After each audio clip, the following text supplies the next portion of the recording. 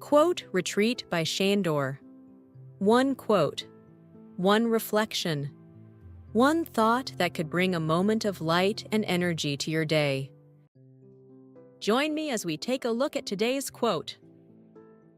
The quote is by Brené Brown, born 1965. It reads, "Owning our story can be hard, but not nearly as difficult as spending our lives running from it." Let's take a moment together to explore the messages within this quote. You know what's fascinating about human nature? We spend so much energy running from our stories when research shows that facing them head-on requires less effort in the long run. Today, we're exploring this paradox through the groundbreaking work of Brené Brown. That's such an interesting way to frame it, and her research really backs this up. She spent decades studying vulnerability and shame, transforming academic insights into practical wisdom. Well, what strikes me about her work is how she's documented the actual toll of avoiding our authentic selves. Her studies show that people who try to run from their stories often experience higher rates of anxiety and depression. It's exhausting them on every level. And this connects directly to her famous quote about owning our story being hard, but not nearly as difficult as spending our lives running from it, right? Exactly. And you know what's fascinating? When she started this research back in the early 2000s, nobody was talking about vulnerability as a strength. Like nobody. She completely transformed how we think about these concepts.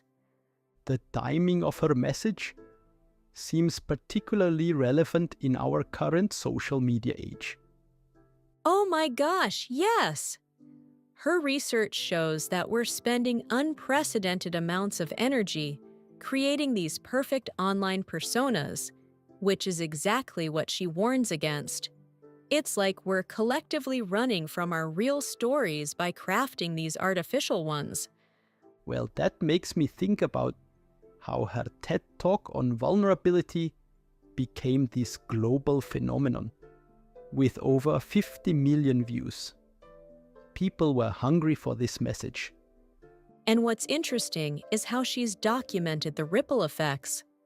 Her research shows that when people start owning their stories, it doesn't just impact them individually. It transforms their relationships, their work performance, even their physical health.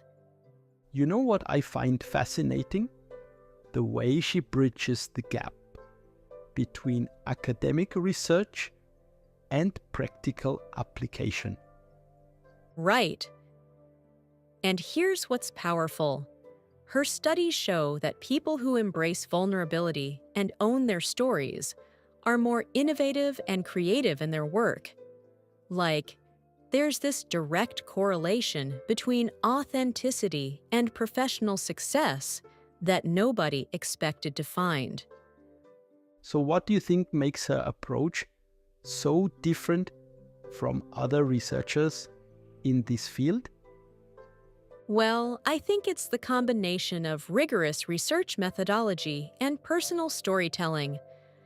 Like she's collected data from thousands of participants over decades, but she also shares her struggles with vulnerability. It makes the research feel so much more accessible and actionable. The way she talks about shame resilience is particularly groundbreaking. Oh yeah. And her research shows something counterintuitive about shame. The more we try to avoid it, the more power it has over us. But when we learn to face it head-on, to own those parts of our story, we become more resilient. It's like this beautiful paradox. That reminds me of how she talks about courage being born from vulnerability. Exactly. And what's fascinating is that her research has identified specific patterns in how this works. people who learn to embrace vulnerability actually show higher levels of innovation, better leadership skills, and stronger personal relationships. It's like this domino effect of positive outcomes. The practical applications of her work seem endless. You know what's interesting? She's found that this applies across cultures and contexts. Whether she's working with military leaders, educators, or corporate executives, the basic principle holds: running from our story takes more energy than owning it. Well, that speaks to the universality of her message. And here's what I find most compelling.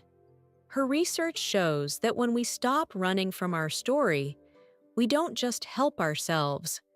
We create this ripple effect that influences everyone around us.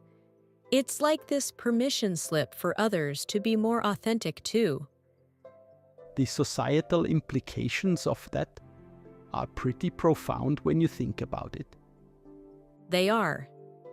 And looking toward the future, her work suggests that we're at this crucial tipping point. As technology makes it easier to hide behind perfect facades, the cost of running from our stories gets higher and higher. But at the same time, we have more tools than ever to connect authentically if we choose to use them that way. That's such an important observation about where we're headed as a society. You know what it all comes down to? Her research consistently shows that the energy we spend running from our story, all that anxiety, shame, and fear, requires more effort than facing it head-on. It's like we're finally getting scientific proof of something wise people have known for centuries. The truth does set you free. With that, we conclude this exciting episode. If you enjoyed this episode, I'd appreciate a like and a comment. Don't forget to subscribe. Thank you. Your support truly helps this channel grow.